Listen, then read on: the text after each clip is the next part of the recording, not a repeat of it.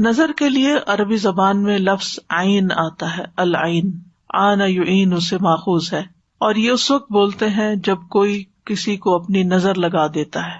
اس کی اصل حقیقت یہ ہوتی ہے کہ نظر لگانے والا کسی چیز کو پسند کرتا ہے، پھر اس کے نفس کی جو کیفیت ہوتی ہے، یعنی اس کے جو دل کی حالت ہوتی ہے، وہ اس کا پیچھا کرتی ہے۔ یعنی دیکھنے والا کسی چیز کو پسند کرتا ہے، اس کے دل کو اچھی لگتی ہے، اچھی لگنے کے بعد وہ اپنے دل میں کیا محسوس کرتا ہے؟ خوشی محسوس کرتا ہے، تعجب محسوس کرتا ہے، حسد محسوس کرتا ہے، دکھی ہوتا ہے، خوش نہیں ہوتا۔ تو یہ کیفیت اس نظر کے ذریعے اس چیز پر جا کر اثر انداز ہوتی ہے، اور اس کے مطابق اس کو پھر تکلیف پہنچتی ہے یا فائدہ ہوتا ہے۔ نظر کا اثر شعاع کی طرح ہے، جیسے سورج ہے تو سورج کی شعاعیں ہوتی ہیں، ریز ہیں، وہ ہم تک پہنچتی ہیں تو وہ ہمارے جسم پر اثر کرتی ہیں۔ حتیٰ کہ لیٹلی ایک شخص کا کہنا یہ ہے کہ اگر ہر روز کوئی شخص صبح 6 بجے سے لے کر 9 بجے کے بیچ میں سورج کی شعاؤں کو دیکھے، یعنی کہ سورج کو دیکھے، سورج کی شعاؤں کو دیکھے صرف 30 سیکنڈ کے لیے، تو وہ شعاعیں اس کی آنکھوں کے راستے اس کے برین تک پہنچتی ہیں، یعنی وہ روشنی برین تک پہنچتی ہے، اور پھر برین کے وہ اسے ٹریگر ہوتے ہیں جس سے جسم میں کینسر سیلز جو ہیں وہ مرتے ہیں۔ یعنی ایک قدرتی علاج ہے یہ، لیکن عام طور پر کیا ہوتا ہے، لوگ اس وقت سو رہے ہوتے ہیں، اور اگر جاگ بھی رہے ہوتے ہیں، سردیوں میں تو خیر 9 بجے سورج ہی نکل رہا ہوتا ہے، یا بادل ہی ہوتے ہیں، نظر نہیں آتے۔ تو کہتے ہیں کہ اگر بادل بھی ہوں تو پھر ٹائم بڑھا دیں، 5-6 منٹ کر دیں، لیکن وہ جو صبح کی روشنی ہوتی ہے، مارننگ لائٹ جو ہوتی ہے، اس کو دیکھنا ضروری ہے، وہ فائدہ مند ہے۔ اب ہے تو وہ روشنی، لیکن وہ روشنی آپ کے اندر جا رہی ہے تو آپ کے اندر کو بھی متاثر کر رہی ہے، آپ کے لیے صحت کا باعث بن رہی ہے۔ تو اسی طرح جو چیزیں نگاہ کے ذریعے ہمارے جسم کے اندر جاتی ہیں، وہ چیزیں ہماری شخصیت پر، ہمارے جسم پر، ہماری روح پر، ہمارے دل پر اثر انداز ہوتی ہیں، اور ہم عام طور پر اس کو سمجھتے نہیں ہیں۔ تو نظر لگانے والے کی آنکھ سے ایسی شعاع نکلتی ہے، ایسی ریز نکلتی ہیں جو نشانہ بننے والے کو نقصان دیتی ہیں۔ اب تو آپ دیکھیں مائکرو ویو میں بھی چیز جل جاتی ہے، صرف کیا ہے اس کے اندر، کوئی آگ تو نہیں لگی ہوئی، ریز ہیں، انویزیبل ریز ہیں۔ اسی طرح پتھروں کو توڑنے کے لیے بھی بعض ریز استعمال ہوتی ہیں، جیسے گال بلیڈر کے جو سٹونز ہوتے ہیں ان کو لیزر کے ذریعے ریموو کیا جاتا ہے۔ اسی طرح کچھ اور تھراپیز بھی لیزر کے ذریعے کی جاتی ہیں، یہ جو لیزر کے ذریعے بالوں کی جڑوں کو جلا دیا جاتا ہے۔ تو یہ بات پہلے زمانے میں تو شاید سمجھ میں نہ آتی لوگوں کو، لیکن اب یہ سمجھنی کچھ مشکل نہیں کہ یہ ریز جو ہے یہ اثر انداز ہوتی ہیں۔ نظر جو ہے وہ حسد کی وجہ سے بھی ہو سکتی ہے، اور اپنے پیاروں کو بھی لگ جاتی ہے۔ اب ڈپینڈ کرتا ہے کہ کس شخص کی نظر کیسی ہے۔ کچھ لوگوں کی نظر میں زیادہ تاثیر ہوتی ہے، نظر کرم بھی کہتے ہیں نا، یعنی جہاں بری نظر ہوتی ہے وہاں اچھی نظر بھی ہوتی ہے، محبت کی نظر بھی ہوتی ہے، اور دوسرے کے ساتھ ایک احساس کی نظر بھی ہوتی ہے، کیئر کی نظر بھی ہوتی ہے، وہ بیمار کو فائدہ دیتی ہے۔ یعنی یہ نہیں کہ نظر صرف بری ہی ہوتی، نظر اچھی بھی ہوتی ہے، لیکن جو شخص خبیث النفس ہوتا ہے، جو کسی کی خوشی پر، کسی کی نعمت پر خوش نہیں ہوتا، جو اللہ کی تقسیم پہ راضی نہیں ہوتا، اس کے اندر کی جو خباثت ہے اس کی نگاہوں کی ریز کے ساتھ دوسرے شخص کو متاثر کرتی ہے، اور جو شخص جتنا کمزور ہوتا ہے اتنا ہی پھر وہ وکٹم بن جاتا ہے۔ اسی لیے آپ دیکھیں کہ بچوں کو نظر زیادہ لگتی ہے، کیونکہ بچے ابھی کمزور ہوتے ہیں، ان کو نہیں پتا ایمان کیا ہے، ان کو نہیں پتا قرآن کیا ہے، ان کو ابھی کچھ پتا نہیں ہے، تو نہ وہ اپنے لیے کوئی دعائیں پڑھ سکتے ہیں اور نہ ہی وہ اپنے لیے کوئی دم کر سکتے ہیں۔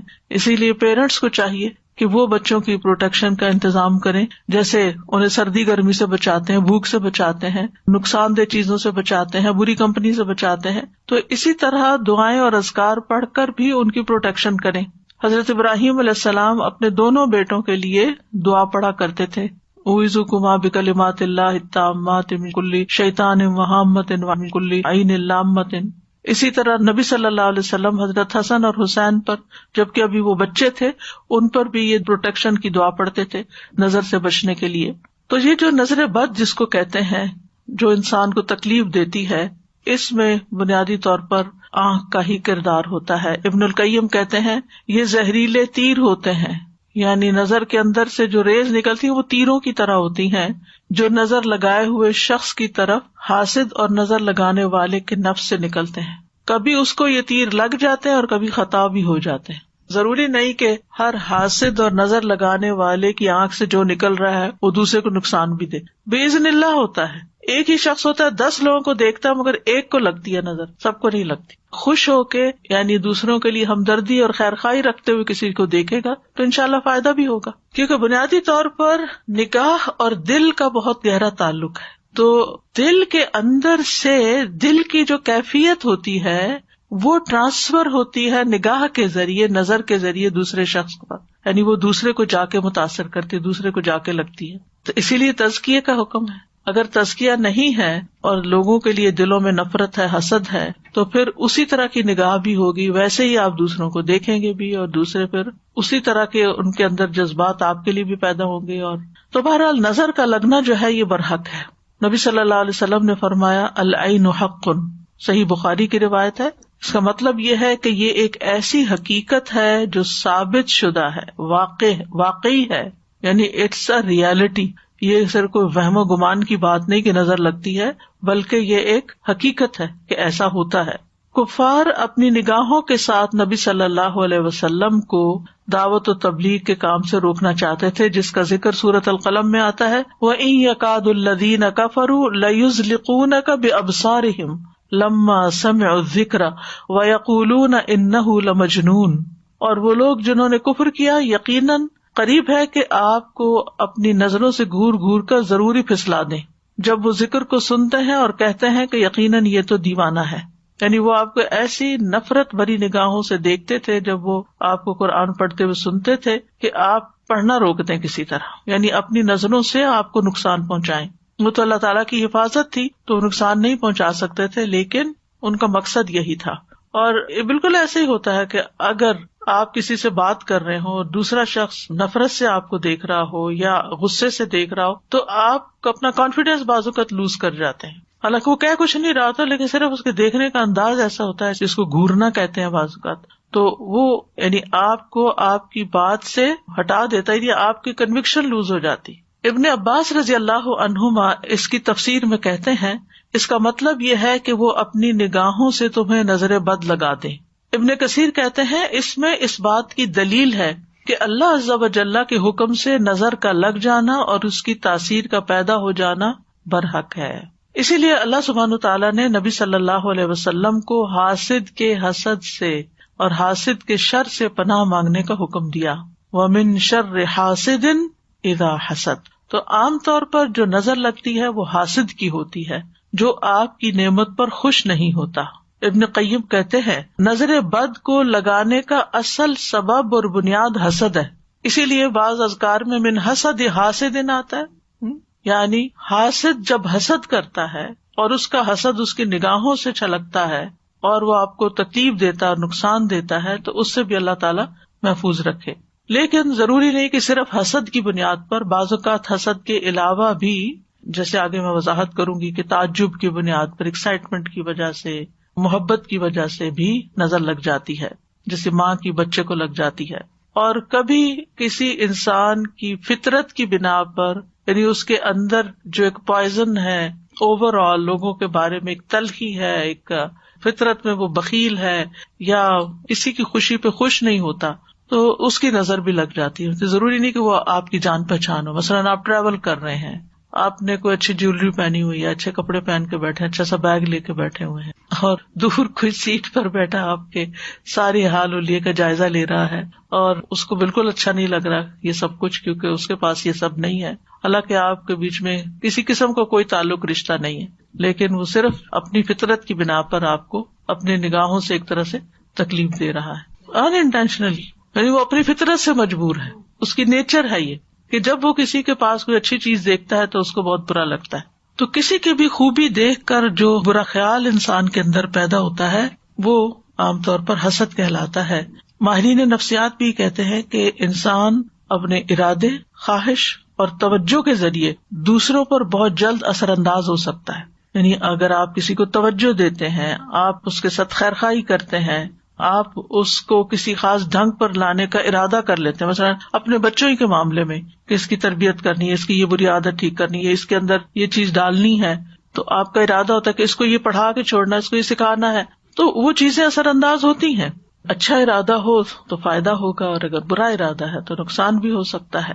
لیکن یہ یاد رکھیے کہ یہ سب کچھ اللہ تعالیٰ کی قضاء و قدر کے ساتھ ہوتا ہے، اللہ کے اذن ہی کے ساتھ ہوتا ہے. جیسے جادو کے سلسلے میں ہم نے قرآن مجید کی آیت پڑھی تھی، وما ہم بضارین بہ من احد الا باذن اللہ.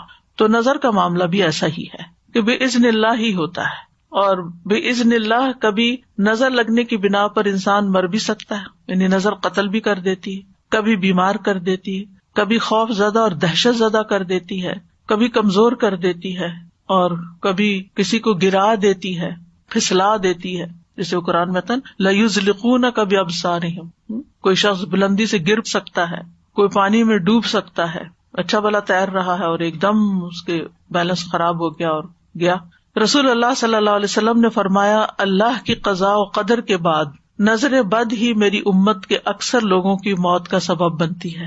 ایک اور حدیث میں آپ نے فرمایا کہ نظر بد آدمی کو قبر میں اور اونٹ کو ہانڈی میں پہنچا دیتی ہے، یعنی انسان مر کے قبر میں پہنچ جاتا ہے اور اونٹ کو ذبح کر لیا جاتا ہے اور لوگ پکا کے اس کو کھا جاتے ہیں، حالانکہ وہ اچھا بھلا ہوتا ہے. تو بہرحال اس تمہید کا مقصد یہ تھا کہ ہم یہ اچھی طرح جان لیں کہ ہمارے دین میں اس کا کیا کانسیپٹ ہے. کچھ لوگ تو ہر چیز میں نظر کا اثر ماننے شروع ہو جاتے ہیں اور کچھ کسی چیز میں بھی اثر نہیں مانتے. تو اعتدال کی راہ وہی ہے جو ہمارے دین کی ہے کہ لگ بھی سکتی اور نہیں بھی لگ سکتی، باذن اللہ ہی سب کچھ ہوتا ہے. تو آج کی آیات میں ہم دیکھتے ہیں سورۃ یوسف کی، جس میں یوسف علیہ السلام کے والد یعقوب علیہ السلام اپنے بچوں کو لوگوں کی نظر بد سے بچانے کے لیے ایک خاص حکم دیتے ہیں. آیات سنیے، پھر اس کے بعد ان کی ہلکی پھلکی وضاحت کریں گے. اور یعقوب نے کہا، اے میرے بیٹو، تم سب شہر میں ایک دروازے سے داخل نہ ہونا، بلکہ تم مختلف دروازوں سے الگ الگ داخل ہونا، اور میں اللہ کی طرف سے آنے والی کسی چیز سے تمہیں نہیں بچا سکتا. حکم تو صرف اللہ ہی کا چلتا ہے، اسی پر میں نے توکل کیا، اور اسی پر پس چاہیے کہ توکل کرنے والے توکل کریں. اور جب وہ شہر میں اسی طرح داخل ہوئے جس طرح ان کے والد نے انہیں حکم دیا تھا، تو انہیں اللہ کے مقابل کوئی چیز کام نہ آئی، سوائے اس کے کہ یعقوب کے دل میں ایک خیال آیا تھا جسے اس نے پورا کیا. اور بے شک وہ البتہ علم والا تھا جو ہم نے اسے سکھایا تھا، لیکن اکثر لوگ جانتے نہیں. یعقوب علیہ السلام نے جب بنیامین کو باقی بیٹوں کے ساتھ مصر بھیجا تو اس وقت انہیں نصیحت کی کہ اے میرے پیارے بچوں، تم سب ایک دروازے سے شہر میں داخل نہ ہونا. یا بنیہ، مجھے بڑی حیرت ہوتی ہے، یہ سائیڈ نوٹ ہے، بڑی حیرت ہوتی ہے کہ ان بچوں نے کتنی تکلیف دی تھی. یعقوب علیہ السلام زندگی بھر کا روگ لگا لیا تھا، اپنے بھائی کو بظاہر مار ڈالا تھا، ختم کر دیا تھا، لیکن باپ کا رویہ کیسا رہا اولاد کے ساتھ؟ وہ ان پہ ناراض نہیں ہوئے، انہوں نے ان کو گھر سے نہیں نکالا، انہوں نے ان کو تانے نہیں دیے، انہوں نے ان کو بات بات پر ڈانٹا نہیں، بلکہ یا بنیا کہہ کے پکارتے ہیں. اس میں تربیت اولاد کا ایک بہت بڑا پہلو چھپا ہوا ہے کہ اولاد اپنی ہی ہے نا، جو بھی کرے وہ اپنی ہی ہے نا. اگر آپ ان کے لیے نہیں تو پھر کون ہوگا؟ وہ کچھ بھی کریں، آپ کو محبت سے، پیار سے اور خیر خواہی کے ساتھ ان کی تربیت کرنی ہے، ان کو اپنا بنانا ہے، ان کی غلطیوں کو معاف کرنا ہے، انہیں سیدھے رستے پہ لانا ہے. کیونکہ محبت جو کچھ کر سکتی ہے وہ نفرت نہیں کرتی. یعنی کتنی تکلیف ہوگی ان کے دل میں، اور کتنا مشکل ہوتا ہے کہ جب بچوں کی طرف سے تکلیف بھی پہنچے اور پھر انسان انہیں گلے بھی لگائے اور انہیں پیار سے بھی بلائے. لیکن بہت سے والدین اس کی پرواہ نہیں کرتے، اور وہ اگر بچوں نے کوئی ایسا کام کر لیا ہے جو قتل سے بڑا کیا جرم ہو سکتا ہے، باقی جرائم تو اس سے چھوٹے ہی ہوتے ہیں. اگر انہوں نے کوئی ایسا کام کر لیا ہے تو اس کہتے ہیں ہمیں شکل نہ دکھاؤ، تم گھر سے نکل جاؤ، اور ڈسون کر دیتے ہیں، چھوٹی چھوٹی باتوں پر لڑنے مرنے پہ تیار ہو جاتے ہیں. ایسے بچوں کی زندگی حرام کر کے رکھ دیتے. تو بہرحال کہتے ہیں میرے پیارے بچوں، تم سب ایک دروازے سے شہر میں نہ جانا. انہیں پروٹیکٹ کرنے کے لیے سفر کرنے کا طریقہ بتا رہے ہیں، بلکہ مصر میں مختلف دروازوں سے ایک ایک دو دو کر کے داخل ہونا، تاکہ تم لوگوں کی نگاہ میں نہ ہو، تمہیں بری نظر نہ لگے.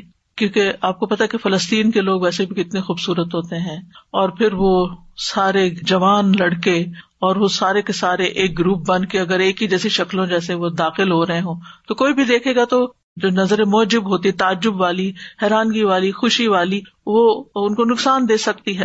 چونکہ وہ خوبصورت تھے، طاقتور تھے، مضبوط نوجوان تھے، تو انہیں ڈر تھا کہ نظر لگے گی.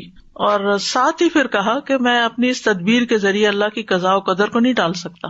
سبب اختیار کرنا ہمارا کام ہے، لیکن باقی پھر اللہ کے ہاتھ میں ہے. یعنی احتیاط تقدیر کی راہ میں حائل نہیں ہو سکتی. تمام فیصلے اللہ کے اختیار میں ہیں. اس میں کسی اور کا کوئی دخل نہیں ہے، اس لیے میں اس پہ توکل کرتا ہوں. تو ایسے تمام معاملات جن کے معاملے میں انسان کا دل چھوٹا ہوتا ہے، خوف ہوتا ہے، انسان کو چاہیے کہ تدبیر اختیار کرے اور باقی اللہ پہ بھروسہ کرے اور اپنا دل ہلکا کر لے. تو کہتے ہیں کہ تمام لوگوں کو بھی صرف اسی پہ بھروسہ کرنا چاہیے، یعنی وہ ساتھ دوسروں کو بھی سبق سکھا رہے ہیں. تو بہرحال یوسف علیہ السلام کے بھائی مصر پہنچ کر والد کی نصیحت کے مطابق مختلف دروازوں سے شہر میں داخل ہوئے، لیکن ہوا وہی جس کی کھٹک تھی ان کے دل میں کہ بنیامین کے ساتھ وہ واقعہ پیش آ گیا اور بنیامین کو انہیں وہیں چھوڑنا پڑا. وقال یا بنی لا تدخلوا من باب واحد وادخلوا من ابواب متفرقہ، اے بچوں ایک دروازے سے نہیں مختلف دروازوں سے داخل ہونا. وما اغنی عنکم من اللہ من شیء ان الحکم الا للہ علیہ توکلت وعلیہ فلیتوکل المتوکلون. یعنی انسان اپنا مطلوب اور مقصود توکل کے ذریعے حاصل کر سکتا ہے. وَلَمَّا دَخَلُوا مِنْ حَيْثُ أَمَرَهُمْ أَبُوهُمْ مَا كَانَ يُغْنِي عَنْهُمْ مِنَ اللَّهِ مِنْ شَيْءٍ. تو پھر جب وہ اسی طریقے پہ داخل ہوئے جس پہ ان کے والد نے انہیں گائیڈ کیا تھا، لیکن وہ تدبیر ان کے کام نہ آئی. إِلَّا حَاجَةً فِي نَفْسِ يَعْقُوبَ قَضَاهَا، مگر یہ ایک ضرورت تھی، ایک حاجت تھی، ایک تڑپ تھی جو یعقوب علیہ السلام کے دل میں تھی کہ جس کو انہوں نے پورا کیا تھا. یعنی ایک خیال تھا جو انہوں نے بیان کر دیا، اور ان کا خیال ایسا ویسا نہیں تھا. وَإِنَّهُ لَذُو عِلْمٍ لِمَا عَلَّمْنَاهُ، وہ ہمارے دیے ہوئے علم کی بنا پر صاحب علم تھا، اس نے علم کی بنا پر یہ بات کہی تھی. یہ ہے اہم نقطہ کہ ان کو پتا تھا کہ نظر لگتی ہے، اور انہوں نے علم کی بنا پر ہی تدبیر اختیار کی تھی، اور علم کی بنا پر یہ کہا تھا کہ اللہ کی تقدیر کو میں نہیں ڈال سکتا، اور علم کی بنا پر ہی کہا تھا کہ توکل کرنا. اور ساتھ ہی کہتے وَلَٰكِنَّ أَكْثَرَ النَّاسِ لَا يَعْلَمُونَ، اللہ تعالیٰ فرماتے کہ اکثر لوگ یہ حقیقت جانتے نہیں کہ اللہ پر بھروسہ کرنے کا مطلب نہیں سمجھتے، اور وہ سمجھتے کہ پھر کوئی تدبیر اختیار نہیں کرنی چاہیے. بھروسہ کرے لیکن اسباب بھی اختیار کرے.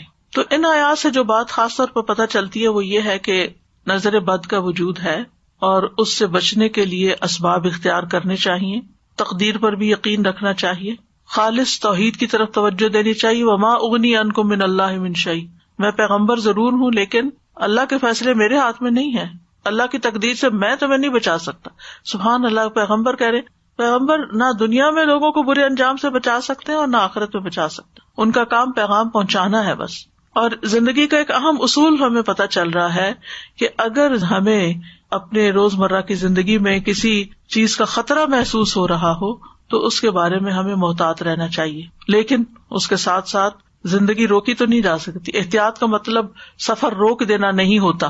مثلاً آپ کو کہیں پہنچنا ہے اور آپ کو ڈرائیونگ کرنی ہے اور آپ کو ڈر بھی لگتا ہے کہ کہیں ایکسیڈنٹ نہ ہو جائے، تو اب آپ کو میں احتیاط کر رہی ہوں، گھر میں بیٹھ رہی ہوں کہ ڈرائیو کیا تو ایکسیڈنٹ ہو سکتا ہے اس لیے میں نہیں نکل رہی. نہیں، آپ احتیاط کریں لیکن اپنا کام بھی کریں اور پھر معاملہ اللہ کے سپرد کر دیں. تو بہرحال یہ تھا نظر بد کے بارے میں قرآن سے جو حکم ہمیں ملتا ہے یا واقعہ ہمیں ملتا ہے، اور اسی طرح جو نبی صلی اللہ علیہ وسلم کے ساتھ کفار معاملہ کر رہے تھے. تو ان ساری باتوں سے یہ پتہ چلتا ہے کہ بہرحال نظر بد کا ایک وجود ہے اور یہ لوگوں پر اثر انداز ہوتی ہے. اب اس کی کچھ قسمیں ہیں. پہلی ہے مخلوق کے اعتبار سے نظر کی اقسام. مخلوق کے اعتبار سے جس میں انسانوں کی بھی نظر لگتی ہے، جنوں کی بھی لگتی ہے، جانوروں کی بھی لگتی ہے. جی، انسانی نظر، جناتی نظر اور حیوانی نظر. انسانی نظر میں ام سلمہ سے مروی ہے کہ ان کے گھر میں ایک لڑکی دیکھی گئی جس کے چہرے پہ کالے دھبے پڑ گئے تھے. تو نبی صلی اللہ علیہ وسلم نے دیکھ کے فرمایا اس پہ دم کرو کیونکہ اسے نظر لگ گئی ہے، یعنی اس کا رنگ خراب ہو گیا ہے. پھر جنات کی نظر، جیسے انسان نظر لگاتے ہیں ایسے جن بھی انسانوں کو دیکھتے ہیں. انہم یراکم هو وقبیل من حیث لا ترونہم، ہم انہیں نہیں دیکھ سکتے، وہ ہمیں دیکھ رہے ہوتے ہیں. اسی لیے جب آپ واش روم جاتے ہیں تو اس وقت بھی دعا پڑھ کے جاتے ہیں، کپڑے بدلتے ہیں، بسم اللہ پڑھ کے بدلتے ہیں تاکہ ان کی نظر آپ کے ننگے جسم پر نہ پڑے. تو یہ جو حدیث ہے نا حضرت ام سلمہ والی، اس میں صفعۃ کا لفظ آتا ہے. صفعۃ کا معنی ہوتا ہے نظرۃ من الجن، جنوں کی نظر، یعنی اس بچی کو جنوں کی نظر لگی ہوئی ہے. یہ تو آپ کو معلوم ہے نا کہ بعض جن انسانوں پہ عاشق ہو جاتے ہیں، ان کے پیچھے پڑ جاتے ہیں، ان کو نقصان دیتے ہیں وغیرہ وغیرہ. تو اس سے پتہ چلتا ہے کہ جنات بھی نظر لگاتے ہیں اور ان کی نظر انسانوں کی نظر سے بھی زیادہ سخت ہوتی ہے. ابو سعید خدری رضی اللہ عنہ کہتے ہیں کہ رسول اللہ صلی اللہ علیہ وسلم جنوں اور انسانوں کی نظر بد سے پناہ مانگا کرتے تھے، یہاں تک کہ معوذتین نازل ہوئی. جب یہ نازل ہوئی تو آپ نے انہیں پڑھنا شروع کر دیا اور ان کے علاوہ باقی چیزیں چھوڑ دی، یعنی نظر کے لیے. حسد، نظر، جادو، سب شر کے بچنے کے لیے. میں سوچتی ہوں ہمارا دین اتنا خوبصورت ہے لیکن مشکل یہ کہ ہم اس پر عمل نہیں کرتے اور مصیبت کا شکار رہتے ہیں. ہم سب جانتے ہیں نا کہ ہر نماز کے بعد معوذتین پڑھنی چاہیے. کتنے لوگ پڑھتے ہیں؟ یہ نہیں تو مجھے حساب نہیں دینا، لیکن کہنے کا مطلب یہ ہے کہ ہمارے مسلمانوں میں سے کتنے لوگ اس کا اہتمام کرتے ہیں. اگر پڑھ لی 1-2 کے بعد پڑھ لیا، اب اسی وقت جلدی ہے، بھائی اٹھتے اٹھتے چلتے چلتے بھی پڑھ لو. اگر آپ کو جلدی کچن میں ہی جانا ہے، وہ گھر سے نکلنا ہے، تو اس کو چھوڑو نہیں. 1-1.5 منٹ لگتا ہے، کچھ بھی نہیں دیر لگتی. لوگ بڑے بڑے وظیفے کرتے 1000 دفعہ یہ پڑھ لو، 1,00,000 دفعہ فلاں تسبیح کر لو. آپ صرف یہ وظیفہ پابندی سے کر کے دیکھیں، آپ کے مزاج میں فرق پڑ جائے گا، آپ کے اپنے مزاج میں فرق پڑے گا. کیونکہ ہر انسان کسی نہ کسی طرح آب و ہوا میں پولوشن ہے، پھر لوگوں کی نظریں ہیں، لوگوں کی باتیں ہیں، طرح طرح کے مسائل ہیں. یہ ساری چیزیں مل کے انسان کو اندر سے گھٹا ہوا کر دیتی ہیں، اس کی صلاحیتوں کو بند کر دیتی ہیں، اور انسان کے اندر کچھ خوف، توہمات اور پتہ نہیں کیا کچھ پیدا ہو جاتا ہے، حتیٰ کہ انسان بیکار ہو جاتا ہے. لیکن اگر آپ ہر نماز کے بعد توجہ کے ساتھ یہ پڑھ کے، اگر آپ کو زیادہ پریشانی ہے، یعنی کوئی طبیعت جیسے خراب ہے، تو ہاتھوں پہ پڑھ کے سر سے لے کے پورے جسم پر ہاتھ پھیرے، جھاڑے خود کو. اگر دل زیادہ غمگین ہے تو صرف دل کے مقام پر پڑھ کے جھاڑ دیں. اور اگر ٹھیک ہے، ماشاءاللہ صحیح سلامت ہے، اللہ ہمیشہ ایسے رکھے، تو آپ ویسے ہی پڑھیں. یہ سنت ہے، ثواب سمجھ کے پڑھیں. اگر ہم سنتوں کا اہتمام شروع کر دیں نا، تو ہمارے بہت سے مسائل خود بخود حل ہو جائیں. ہمیں دین میں کوئی بھی چیز بے وجہ نہیں سکھائی گئی کہ اس وقت یہ کام کر لو اور اس وقت یہ کر لو. ہر ایک چیز کا ایک مقصد ہے. وَلَٰكِنَّ أَكْثَرَ النَّاسِ لَا يَعْلَمُونَ.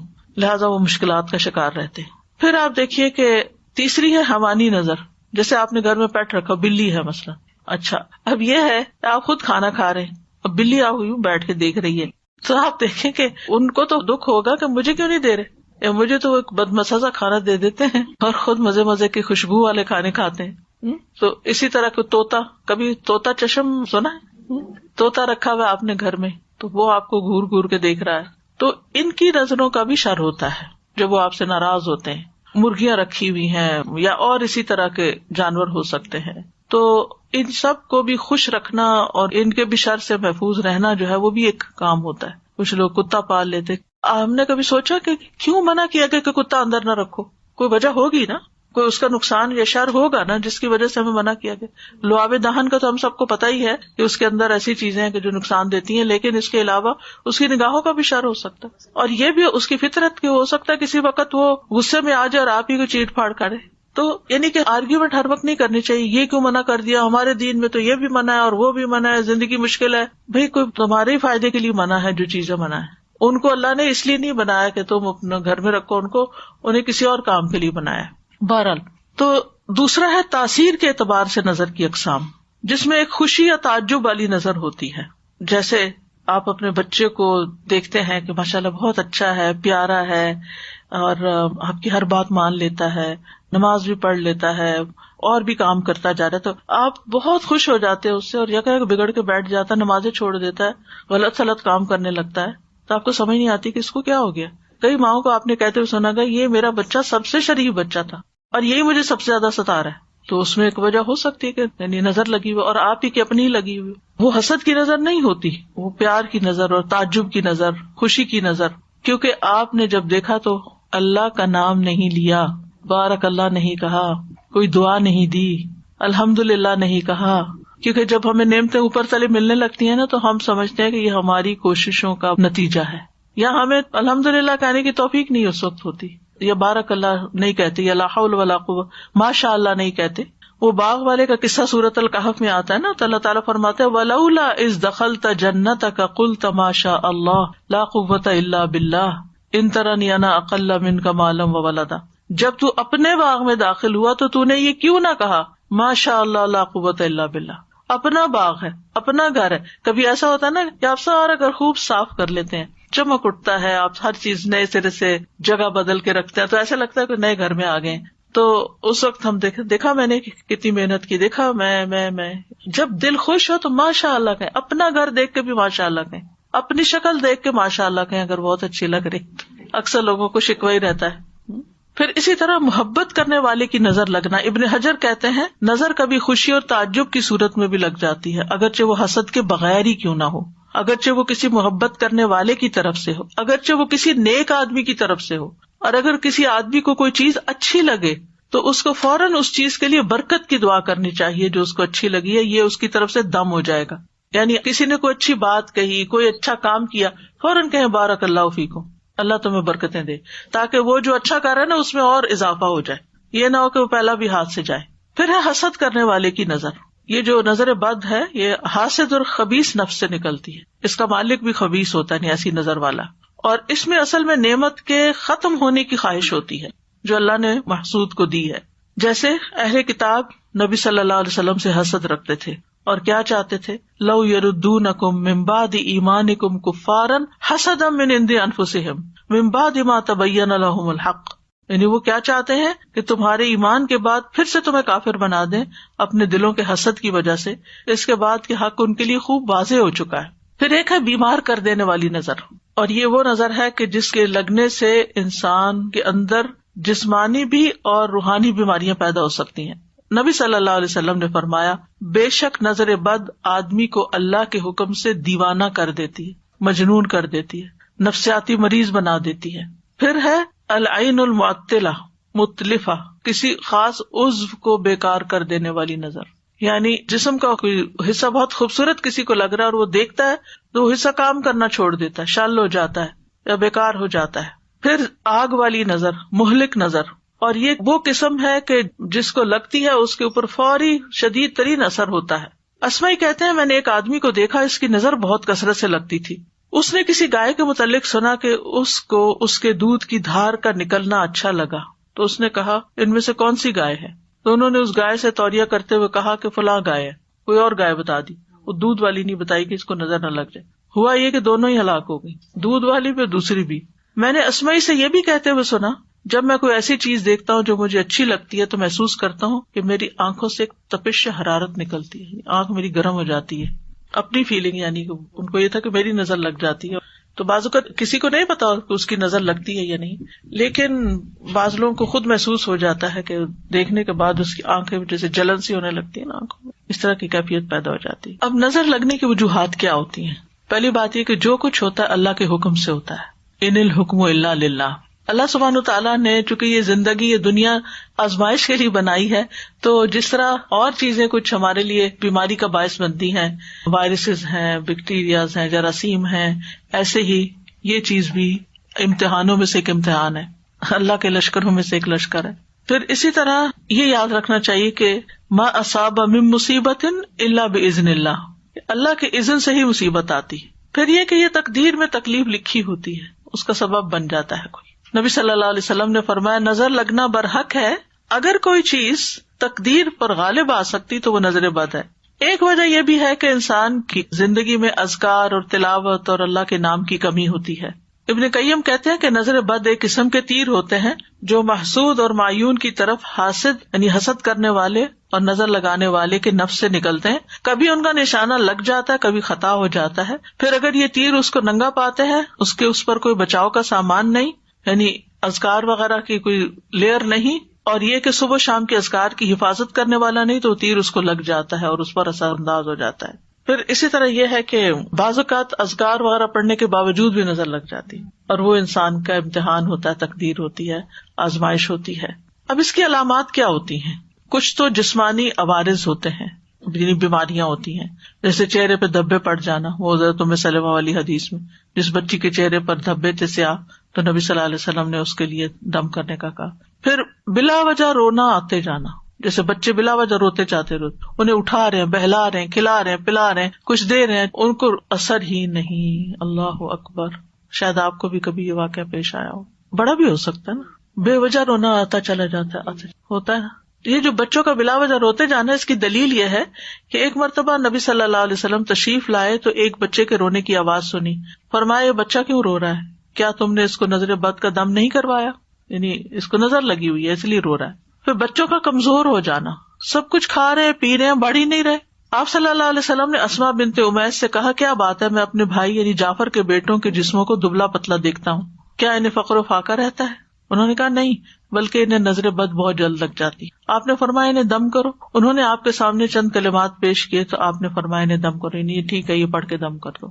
پھر اسی طرح بعض اوقات گرنا اور پھسلنا، یعنی آپ چل رہے ہیں, ٹھیک ٹھاک چل رہے ہیں, جیسے اس دن کسی بہن نے کہا تھا کہ ان کا پاؤں فریکچر ہو گیا تھا چلتے چلتے, یا اسی طرح انسان گر پڑتا چلتے ہوئے, یا اوپر سے پھسل جاتا ہے, یا کوئی بھی ایسی وجہ بھی بن جاتی, یعنی ٹھیک چل رہا ہوتا ہے معاملہ اور اچانک بے وجہ کوئی ایسی مصیبت آ پڑتی ہے. رسول اللہ صلی اللہ علیہ وسلم نے فرمایا, بے شک نظر آدمی کو دیوانہ کر دیتی ہے اللہ کے حکم سے, حتیٰ کہ کبھی ایسا ہوتا ہے کہ وہ اونچی جگہ پر چڑھتا ہے پھر وہاں سے گر پڑتا ہے. ابن عباس کہتے ہیں نبی صلی اللہ علیہ وسلم نے فرمایا, نظر کا لگ جانا برحق ہے اور یہ اوپر چڑھنے والے کو پھسلا دیتی ہے. کبھی جان خطرے میں پڑ جاتی, شدید بیماری لاحق ہو جاتی ہے. عبداللہ بن عامر کہتے ہیں کہ عامر بن ربیعہ اور سہل بن حنیف دونوں غسل کرنے کے ارادے سے نکلے. وہ کوئی اوٹ تلاش کر رہے تھے کہ چھپ کے ذرا نہا لیں. سہل نے اون کا جبہ اتارا.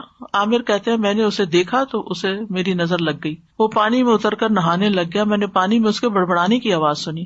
میں اس کے پاس آیا, 3 دفعہ آواز دی, اس نے جواب نہ دیا. پھر میں نبی صلی اللہ علیہ وسلم کے پاس آیا اور ساری بات بتائی. آپ تشریف لائے اور پانی میں داخل ہو گئے. گویا میں اب بھی آپ کی پنڈلیوں کی سفیدی دیکھ رہا ہوں. آپ نے اس کے سینے پر 3 دفعہ ہاتھ مارا, پھر یہ دعا دی, اللہم اذہب عنہ حرہا وبردہا ووصبہا, اے اللہ اس کی گرمی اور سردی اور بیماری اور لاغری دور کر دے. پھر کھڑے ہوئے اور فرمایا, جب کسی کو اپنے بھائی کا وجود یا کوئی مال پسند آئے تو اس کے لیے برکت کی دعا کرے, کیونکہ نظر کا لگ جانا برحق ہے. یعنی وہ اتنی دیر میں ہی جیسے گویا کہ دنیا سے جانا شروع ہو گئے. اسی طرح دیگر جسمانی علامات بھی ہوتی ہیں, جیسے سر کا دکھنا, بے وجہ بخار چڑھ جانا بغیر کسی وجہ کے, دونوں یا کسی ایک کندھے میں درد ہونا جیسا کہ کوئی انگارہ یا تپش ہو, کندھے میں یا بازو کا پیچھے ایک جگہ ایسے جلنے سے لگ جاتی ہے. پشت کے نچلے حصے میں درد ہونا, یعنی بیک بون پہ نیچے کی طرف. قرآن سنتے وقت جمائیوں کا زیادہ یون بہت کرنا.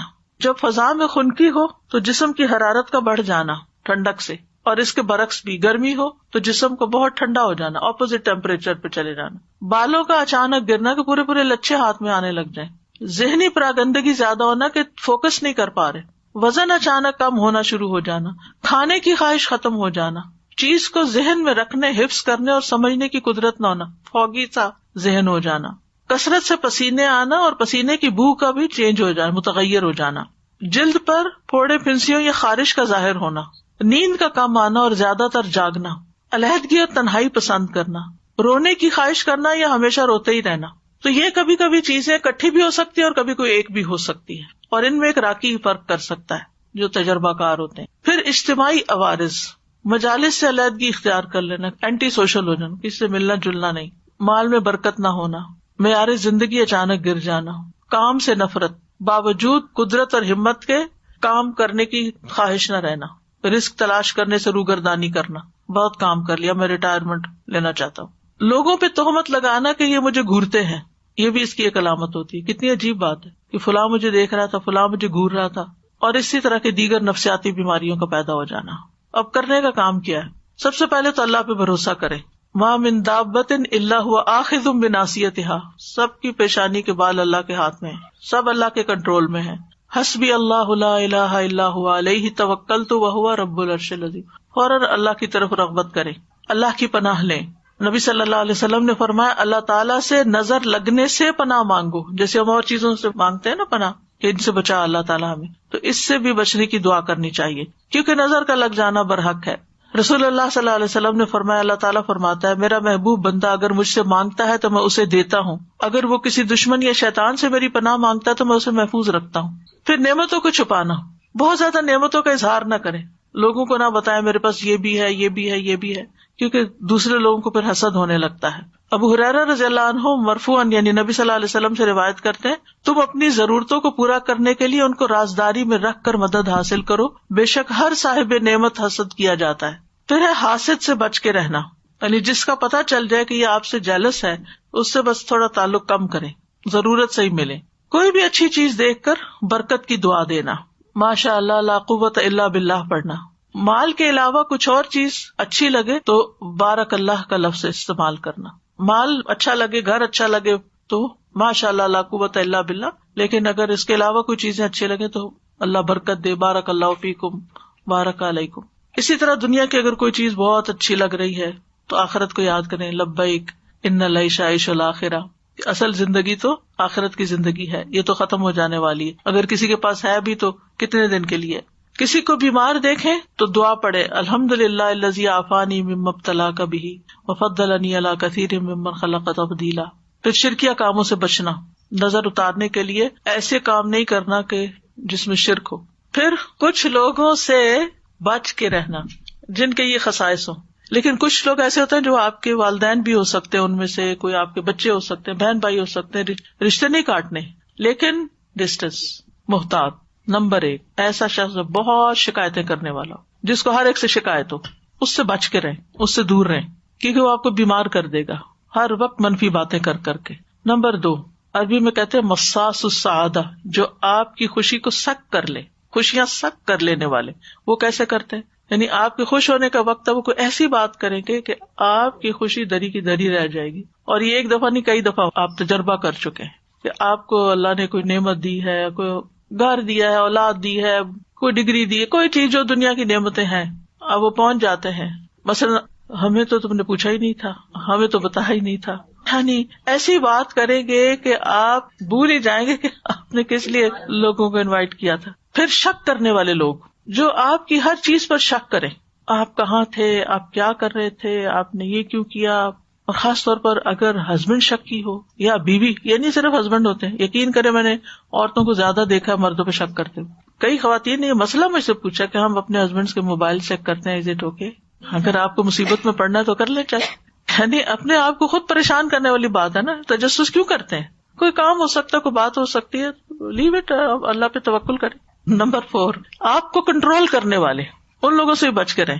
کچھ لوگ یعنی کہ آپ کو اپنی مرضی سے سانس بھی نہ لینا دینا چاہیں. ہر وقت وہ آپ کے اوپر ایک یعنی اعتراض شروع کر دیں گے کہ آپ نے یہ کیوں کیا، آپ وہاں کیوں جا رہے ہیں، یہ کرنے کی کیا ضرورت ہے. یعنی وہ چاہتے ہیں ہر چیز ان کی مرضی کے مطابق ہو. پھر کمیونیکیٹ نہ کرنے والے، یعنی آپ کے ساتھ کنورسیشن نہیں کرتے، آپ کے ساتھ تعلق ہے، آپ سے بات نہیں کرتے، آپ کے پیچھے پیچھے باتیں کرتے. یعنی آپ ان سے کوئی بات کرنا چاہتے ہیں، وہ آگے سے کچھ اور، آپ کچھ کہہ رہے ہیں وہ کچھ اور کہہ رہے ہیں. عجیب تماشا ہے. یعنی ایسی ڈسپیرٹی ہے کہ نہ آپ کی بات ان کو سمجھ آ رہی، نہ ان کی آپ کو سمجھ آ رہی. پھر وہ لوگ جو بہت زیادہ اپنے آپ کو ڈیفینڈ کرتے ہیں، میرا یہ مقصد نہیں تھا، میں نے اس لیے نہیں کیا، میں نے وہ نہیں کیا، اس میں بھی انسان پریشان ہوتا ہے کہ میں نے تو پوچھا ہی نہیں کہ آپ نے کیوں کیا اور کیوں نہیں کیا. پھر اسی طرح حسد کرنے والے، یعنی جو لوگ آپ سے حسد کرتے ہیں ان سے بھی بچ کر رہیں، یعنی کم ملے ان سے، اپنی نعمتوں کا ان کے سامنے تذکرہ نہ کریں. پھر من چلے سے لوگ جو ہر وقت انہیں کوئی کسی ایک بات پر نہ رہیں، ہر وقت اپنا سٹینس بدل دیں. نان سیریس بھی ہو سکتے ہیں، لیکن یعنی آپ ان کو ایک بات کہتے ہیں، وہ کہتے ہیں ہاں ٹھیک ہے، پھر تھوڑی دیر میں وہ کہیں اور جاتے ہیں، وہاں سے کچھ اور سن کے آ جاتے ہیں، پھر آپ کو کہتے ہیں نہیں یہ ٹھیک نہیں ہے. یعنی کوئی استقامت نہیں زندگی میں. آپ ان پہ ٹرسٹ نہیں کر سکتے کہ آپ ان کو کوئی کام دیں گے، کوئی رسپانسبلٹی دیں گے تو وہ کچھ کریں گے. وہ لیک آف میچورٹی سے ہوتا ہے. پھر بخیل، کچھ خرچ نہ کرنا چاہیں. پھر ایکسپلائٹرز، آپ کو ایکسپلائٹ کرنے والے، آپ کو جانے بغیر آپ کی غیبت کرنے والے، ایسے لوگوں سے متھا نہ لگائیں. یا کسی کو جانے بغیر، مثلاً نہ آپ کسی پولیٹیشین کو جانتے ہیں، نہ آپ کبھی اس سے ملے ہیں، نہ آپ کو کوئی حقیقت پتا ہے، جھوٹے پروپیگنڈے سن کے آپ بھی ساتھ شامل ہو جاتے ہیں، فلاں چور ہے، فلاں ایسا، فلاں ویسا. یہ آپ نے کون سی چیز دیکھی تھی، آپ کی آنکھوں نے دیکھی تھی یا کانوں نے اس کے منہ سے کچھ سنا تھا، فرسٹ ہینڈ انفارمیشن کیا آپ کے پاس. اس قسم کے لوگ جو لوگوں کی برائیاں آپ سے آ کے کریں، ان سے بھی بچ کے رہیں. تو یہ سارے لوگ کسی نہ کسی طرح آپ کی زندگی کو حرام کر دیتے ہیں. پھر آپ کہیں گے جائیں کہاں؟ اگر ہمارے اندر اس میں سے کوئی چیز ہے تو اس کو باہر نکال دیں.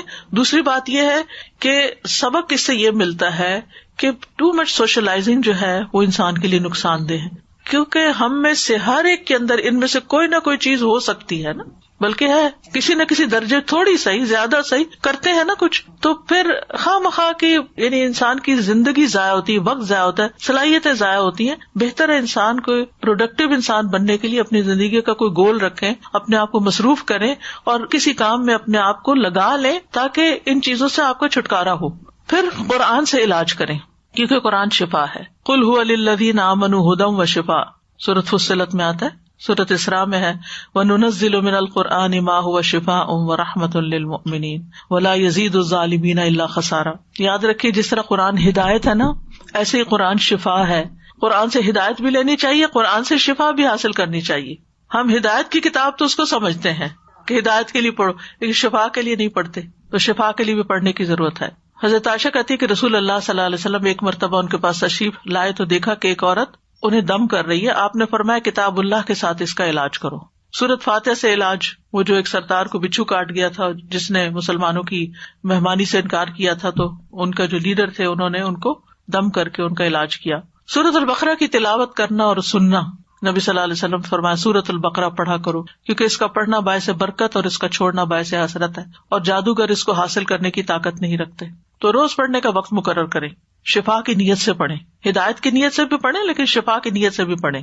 اور اس وقت میں اور کام، موبائل بند، لوگوں کے ساتھ بات چیت بند، اپنا وظیفہ کر کے اٹھیں. خاص طور پر اگر بیمار ہیں یا کوئی مسئلہ ہے، کر سکے تو روز ایک دفعہ پڑھ لے، پوری آدھی پڑھ لے، 4 حصے کر لے، اس کے 6 حصے کر لے، جیسے بھی آسانی ہو. پھر نظر اور حسد سے متعلق جو آیات ہیں ان کی تلاوت کرنا، جیسے وَإِن يَكَادُ الَّذِينَ كَفَرُوا، یہ ایک کارڈ ہے بڑا خوبصورت سا ایول آئی کے بارے میں. یہ جو میں آپ کو معلومات دے رہی ہوں اس میں سے کچھ معلومات بھی آپ کو اس میں ملیں گی اور دعائیں بھی ملیں گی. پھر اسی طرح نظر اور تکلیف کو دور کرنے والی دعائیں، یہ کارڈز موجود ہیں، ان سے فائدہ اٹھائیں. پھر نظر اور حسد کا رقیہ پڑھنا یا سننا، دونوں طرح ٹھیک ہے، پڑھنا زیادہ بہتر ہے، ورنہ سننا تو فائدہ دے گا انشاءاللہ. معوذتین، ہر نماز کے بعد لازم، صبح شام 3 بار، نمازوں کے دوران بھی. اسی طرح سورۃ الکافرون اور آیت الکرسی، آیات سکینہ صبح اور شام سننا. تیسرا ہے دعاؤں اور دم کے ذریعے علاج، صبح شام آذان کو تکرار کے ساتھ غور سے سننا. اب یہاں چونکہ آذان نہیں ہوتی کہیں تو کمپیوٹر پہ لگا لیں اور اچھی طرح اس کو توجہ سے سنیں. اور اگر آپ مسجد جاتے ہیں تو اللہ کے لیے باتیں کرنے کی بجائے توجہ سے اذان سن کے جواب دے کے دعا کریں اپنے، وہ قبولیت کا وقت ہوتا ہے. پھر اسی طرح نظر لگنے پر دم کرنا. حضرت عائشہ فرماتی ہے کہ رسول اللہ صلی اللہ علیہ وسلم نے مجھے حکم دیا کہ نظر بد لگ جانے پر دم کر لیا جائے، بخاری کی روایت ہے. امر ان یسترقى من العین، یہ جو لوگوں میں غلط فہمی پائی جاتی ہے نا، کسی سے رقیہ نہیں کرانا چاہیے. اب یہاں پر آپ دیکھیں یہ حدیث ہے بخاری کی. حضرت عائشہ کہتی ہیں امرنی رسول اللہ صلی اللہ علیہ وسلم ان یسترقى من العین، مجھے نبی صلی اللہ علیہ وسلم نے حکم دیا کہ نظر بد لگ جانے پہ دم کر لیا جائے. یہ حکم ہے آپ کا کہ علاج کرو اس سے. مسلم کی روایت میں آتا ہے انس بن مالک رضی اللہ عنہ سے دم کرنے کے بارے میں، انہوں نے کہا بخار، پہلو کے پھوڑے اور نظر بد میں دم کرنے کی اجازت دی گئی ہے، یعنی اس کا علاج دم سے کر سکتے ہیں. ہاں، شرکیہ دم سے بچنا چاہیے. جس دم سے بچنے کا حکم ہے نا وہ شرکیہ دم ہے. عوف بن مالک کہتے ہیں ہم جاہلیت میں دم کیا کرتے تھے. ہم نے عرض کیا اللہ کے رسول صلی اللہ علیہ وسلم آپ اس بارے میں کیا فرماتے ہیں؟ آپ نے فرمایا تم اپنے دم میرے سامنے پیش کرو. کیا پڑھتے تھے؟ اور ایسے دم میں کوئی حرج نہیں جس میں شرک نہ ہو. یعنی اس کا مطلب کیا ہے پھر کہ وہ اگر قرآن اور سنت سے نہیں بھی لیکن الفاظ صحیح ہیں، اللہ کو پکارا جا رہا ہے تو اس سے بھی دم کر سکتے ہیں، اس کی بھی اجازت ہے. کیونکہ بعض لوگ اس پہ اعتراض اٹھا دیتے ہیں یہ جو آپ پڑھ رہے ہیں یہ سنت میں تو نہیں لکھا ہوا یہ لفظ. یعنی جب تھوڑا تھوڑا دین پڑا ہوتا ہے نا پھر ہر چیز میں ہم آبجیکشن شروع کر دیتے ہیں، اس کی ڈیپتھ میں جائے بغیر، اس کے اصل مقصد کو سمجھے بغیر. نظر بد کا ایک خاص علاج غسل ہے. جس کی نظر لگی ہو اس کے جسم کا وضو کے اعضاء کا پانی لے کر جسے نظر لگی ہو اس کے کندھوں پہ زور زور سے بہانا چاہیے، ایسے پھینکنا چاہیے اس کو. حضرت عائشہ فرماتی ہے کہ آپ کے زمانے میں نظر لگانے والے کو حکم دیا جاتا تھا کہ وہ وضو کرے، پھر اس کے استعمال شدہ پانی سے جسے نظر لگی ہوتی ہے اسے غسل دیا جاتا. اس کا طریقہ کیا ہے؟ جب آپ نے حضرت عامر کو وضو کا حکم دیا تو انہوں نے اپنا چہرہ، ہاتھوں، کونیوں اور دونوں گھٹنے تک ٹانگیں، صرف پاؤں نہیں، گھٹنے تک، تھوڑا سا ٹانگوں کا اندرونی حصہ، ان کو دھویا اور پھر اس پانی کو کلیکٹ کیا گیا اور حضرت سہیل کے پیچھے کندھوں پر پھینکا گیا، جس کی وجہ سے ان سے اثر دور ہو گیا. یعنی ایک آدمی ان کے سر پر ان کے پیچھے سے پانی بہا رہا تھا، ٹھیک ہے نا، کیونکہ اگر آگے سے پائیں گے تو منہ میں چلا جائے گا. پیچھے سے پیالے کو الٹ رہا تھا. جو ہی غسل ختم ہوا حضرت سہل اس طرح چل دیے جیسے کوئی تکلیف ہی نہ ہوئی. جو ہاتھ دھونے کا حکم ہے نا وضو کی طرح نا کونیوں تک دھونے ہوتے ہیں ہاتھ، ٹھیک ہے، پاؤں بھی گھٹنوں تک. پتہ نہیں کس کی لگی ہے تو جس مجلس میں لگی ہے اس کے سارے لوگ ایک پیالے میں پانی کے اندر ہاتھ ڈالیں جی، اور پھر اس پیالے سے اس کے اوپر وہ پانی ڈالا جائے، چھینٹے مارے جائیں. اگر وہ چلا گیا ہے اب تو اس کی اگر کوئی بھی چیز ہے، اگر وہ چائے پی کے گیا مثلا تو جس کپ میں اس نے چائے پی ہے نا وہ اس کا پانی لے لیا جائے. اگر اس کا کوئی کپڑا یا کوئی چیز ہے تو وہ پانی میں ڈبو لی جائے. یہ اس سے شفا ہو جاتی ہے. اصل میں اگر دین نہیں پڑھا نا اس لیے برا مانتے ہیں. اگر مجھ سے کوئی کہے کہ پانی دے دے تو میں تو دے دوں گی، مجھے تو کوئی مسئلہ نہیں ہے، میں تو انسان ہوں، کمزور ہو سکتا ہے، میری نظر لگ گئی ہے، نظر برحق ہے، کیا ہوا، محبت سے بھی لگ جاتی ہے. تو اگر نہیں پتا نا تو یہ میں کہہ رہی ہوں کہ جہاں آپ کو لگا کہ اس مجلس میں گئی تھی اور یہاں لگی تھی، وہاں جتنے لوگ ہیں ان سے ریکویسٹ کریں کہ یہ پانی کا پیالہ ہے، اس کے اندر ہاتھ ڈال دیں، بس ہاتھ ڈالنا ہے سب نے، بس انہیں بتا دیں کہ یہ نظر کا علاج ہے اور سب کا پانی لے رہے ہیں تاکہ کوئی ایک پن پوائنٹ نہ ہو. ٹھیک ہے نا. پھر قرآنی آیات پڑھی جائیں جن میں لفظ حسد آتا ہے, جیسے کفارن حسدن من عند انفسہم, البقرہ 109, النساء 54, ام یحسدون الناس والی آیت. پھر سورۃ طٰہٰ 131, ولا تمدن عینیک الی ما متعنا بہ. سورۃ کہف 39, ولولا اذ دخلت جنتک قلت ما شاء اللہ. پھر سورۃ الملک 1-4, فرجع البصر هل تری من فطور والی آیت جو ہے نا, تبارک الذی سے لے کے ینقلب الیک البصر خاسئا وهو حسیر تک. پھر وَإِن يَكَادُ الَّذِينَ كَفَرُوا لَيُزْلِقُونَكَ والی آیت سورۃ القلم 51.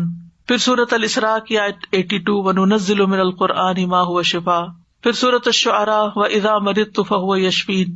پھر سورۃ فصلت آیت 44, وَلَوْ جَعَلْنَاهُ قُرْآنًا أَعْجَمِيًّا. پھر مسنون دعائیں ہیں, اعوذ بکلمات اللہ التامۃ من کل شیطان وہامۃ ومن کل عین لامۃ. میں پناہ لیتا ہوں اللہ کے پورے پورے کلمات کے ذریعے اور ہر ایک شیطان سے اور ہر زہریلے جانور سے, ہامہ, اور ہر نقصان پہنچانے والی بری نظر سے, لامہ. پھر اولاد کو اللہ کی پناہ میں دینا, جیسے نبی صلی اللہ علیہ وسلم صحیح بخاری کی روایت میں آتا ہے کہ حضرت حسن اور حسین کے لیے پناہ طلب کیا کرتے تھے, اوعظکما کہہ کے.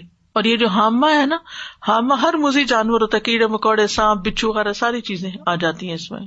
پھر صحیح مسلم کی روایت میں بسم اللہ ارقیک من کل شیء یؤذیک من شر کل نفس وعین حاسد اللہ یشفیک بسم اللہ ارقیک. دوسرے کو آپ دم کریں. یہ جبریل علیہ السلام نے نبی صلی اللہ علیہ وسلم پر دم کیا تھا. اب وہ جو لوگ کہتے دم نہیں کرانا چاہیے, تو پھر آپ انکار کر دیتے جبریل میں نے تو نہیں کرانا, تو میں ویسے ہی ٹھیک ہو جاؤں گا. سنن ابن ماجہ کی روایت ہے, نبی صلی اللہ علیہ وسلم کی خدمت میں جبریل حاضر ہوئے علیہ السلام, کہنے لگے اے محمد کیا آپ بیمار ہیں؟ آپ نے فرمایا جی ہاں. تو انہوں نے کہا بسم اللہ ارقیک من کل شیء یؤذیک من شر کل نفس او عین حاسد اللہ یشفیک بسم اللہ ارقیک. اللہ کا نام لے کے رقیہ کیا. ارقیک کا مطلب میں تمہیں رقیہ کرتا ہوں, دم کرتا ہوں. تو شرعی رقیہ کرانا جائز ہے. صحیح مسلم میں ہے بسم اللہ یبریک ومن کل داء یشفیک ومن شر حاسد اذا حسد وشر کل ذی عین. اللہ کے نام کے ساتھ وہ آپ کو صحت دے اور ہر بیماری سے شفا دے, اور حاسد کے شر سے جب وہ حسد کرے, اور ہر بری نظر والے کے شر سے. حضرت عائشہ تو یہ کہتی ہے صحیح مسلم کی روایت میں کہ جب کبھی نبی صلی اللہ علیہ وسلم بیمار ہوتے تو جبریل یہ پڑھ کر ان پہ دم کرتے تھے, یہ والی دعا. تو بسم اللہ یبریک, یبریک کا مطلب اللہ آپ کو شفا دے, بری کر دے اس سے. پھر امسح البأس رب الناس بیدک الشفاء لا کاشف لہ الا انت. اے لوگوں کے رب اس تکلیف کو دور فرما, شفا تیرے ہاتھ میں ہے, تیرے علاوہ کسی سے کہیں شفا نہیں مل سکتی. حضرت عائشہ کہتی ہیں میں رسول اللہ صلی اللہ علیہ وسلم پر نظر بد سے حفاظت کے لیے دم کرتی تھی. کرنے والا کون ہے اور کس پر کیا جا رہا ہے؟ جبریل کا تو سمجھ میں آتا ہے, حضرت عائشہ رسول اللہ صلی اللہ علیہ وسلم پہ دم کر رہی ہیں, تو مطلب یہ کہ عورت اپنے باپ کو, بھائی کو, بیٹے کو, شوہر کو دم کر سکتی ہے. کہ میں رسول اللہ صلی اللہ علیہ وسلم پر نظر بد سے حفاظت کے لیے دم کرتی تھی, وہ اس طرح کہ میں اپنا ہاتھ ان کے سینے پر رکھتی اور یہ دعا کرتی امسح البأس رب الناس بیدک الشفاء لا کاشف لہ الا انت. اے لوگوں کے رب اس تکلیف کو دور فرما, شفا تیرے ہاتھ میں ہے, تیرے علاوہ اسے کہیں اور سے شفا نہیں مل سکتی. پھر ایک اور ہے اذهب البأس رب الناس اشفی انت الشافی لا شفاء الا شفاؤک شفاء لا یغادر سقما. اے لوگوں کے رب اس تکلیف کو دور فرما, مجھے شفا عطا فرما, تو ہی شفا دینے والا ہے, تیرے علاوہ کسی کی شفا کچھ نہیں کر سکتی. ایسی شفا عطا فرما جو بیماری کا نام و نشان بھی نہ چھوڑے. اور پھر اس کے علاوہ کچھ اور مسنون دعائیں جیسے اللہم انی اسألک من الخیر کلہ عاجلہ وآجلہ ما علمت منہ وما لم اعلم واعوذ بک من الشر کلہ عاجلہ وآجلہ ما علمت منہ وما لم اعلم. اور اللہم انی اسألک من خیر ما سألک عبدک ونبیک واعوذ بک من شر ما عاذ بہ عبدک ونبیک. اللہم انی اسألک الجنۃ وما قرب الیہا من قول وعمل واعوذ بک من النار وما قرب الیہا من قول وعمل واسألک ان تجعل کل قضاء قضیتہ لی خیرا. تو یہ ہر قسم کے شر سے حفاظت کی دعا ہے. پھر اعوذ بکلمات اللہ التامۃ من غضبہ وشر عبادہ ومن ھمزات الشیاطین وان یحضرون. میں اللہ کے کامل کلمات کی پناہ میں آتا ہوں اس کی ناراضگی سے, اس کے بندوں کی شرارتوں سے, شیطانوں کے وسوسوں سے, اور اس بات سے کہ وہ میرے پاس آئیں. تو یہ ڈر اور گھبراہٹ کے وقت کی دعا ہے. نبی صلی اللہ علیہ وسلم صحابہ کو یہ سکھاتے تھے. اب کون انسان ہے جو کہے کہ مجھے کبھی گھبراہٹ نہیں ہوئی؟ بلا وجہ بعض اوقات بیٹھے بیٹھے گھبراہٹ شروع ہو جاتی ہے, سمجھ نہیں آتی کیا وجہ ہوئی ہے. تو اس سے نکلنا بہت جلدی ضروری ہے، ورنہ یہ چیزیں انسان کے اعصاب کو کمزور کر دیتی ہیں. پھر اعوذ بکلمات اللہ التامات من شر ما خلق شام کے وقت 3 بار. اور کسی جگہ اگر پڑاؤ کرے، کسی جگہ پر جائیں تو وہاں بھی پڑھ لیں. جہاں لوگوں کی گیدرنگ میں جائے نا وہاں بھی پڑھ لیا کرے کہ کسی کی نظر نہ لگے، کیونکہ انسان خاص طور پہ تیار ہو کے جاتا ہے. بسم اللہ الذی لا یضر تو صبح شام ہے ہی 3 دفعہ. اور اللہم عافنی فی بدنی، اللہم عافنی فی سمعی، اللہم عافنی فی بصری، لا الہ الا انت، صبح شام 3 بار. تو یہ ساری چیزیں تو ہمارے دین نے ہمیں سکھا دی ہیں. ضرورت اس بات کی ہے کہ ہم ان پر عمل کرنے والے بنے. اللہ ہمیں توفیق عطا فرمائے. ڈاکٹر صاحب ایک کوشچن ہے کہ کچھ دعائیں تو ایسی ہیں جو مجھے دعا کیجیے یا آپ کے یہ جو گرین سا کارڈ ہے اس میں ملتی ہیں، لیکن کچھ ایسی چیزیں بھی ہیں جو آپ پڑھتی ہیں لیکن مجھے ان کا سورس نہیں ملتا، تو مجھے پلیز گائیڈ کر دیجیے. ایکچولی مشکل کیا ہے، 10 سال پہلے علم کچھ اور طرح تھا، پھر وقت کے ساتھ ساتھ دعا کرتے رہے کہ اللہ میرا علم زیادہ کر دیتا، اللہ تعالیٰ اور نئی چیزیں دکھا دیتا ہے. تو الحمدللہ اس لیے جیسے آج کچھ دعائیں آپ کو بتائی ہیں، یہ پہلے کبھی نہیں بتائی تھی. جیسے آیات بتائی ہیں نظر لگنے پر، اس سے پہلے کبھی نہیں بتائی. تو وہ پھر یہ ہے کہ سن کے لکھ لیا کریں جب میں بولتی ہوں.